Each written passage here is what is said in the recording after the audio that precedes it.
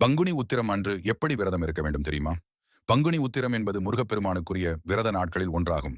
முருகனை மட்டுமின்றி அனைத்து தெய்வங்களையும் வழிபடுவதற்கு ஏற்ற நாள். பங்குனி மாத பௌர்ணமி உத்திர நட்சத்திரமும் இணையும் நாளே பங்குனி உத்திரம். தமிழ் மாதங்களில் 12வது மாதமாக வருவது பங்குனி. அதே பெயால் நட்சத்திரங்களில் 12வது நட்சத்திரமாக வருவது உத்திரம். இவை இரண்டும் இணையும் நாள் என்பதால் 12 கரங்களை உடைய முருகப்பெருமானுக்குரிய விரத நாள் பங்குனி உத்திரம்.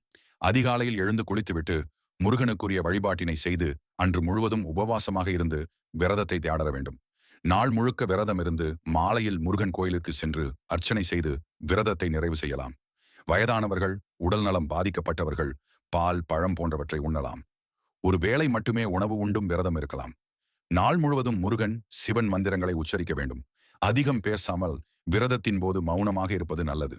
பூஜை செய்த பிறகு ஒரு தம்பதியினரை அழைத்து வந்து தாம்பூலத்தில் அவர்களுக்கு புடவை, வேட்டி வைத்து கொடுக்க வேண்டும்.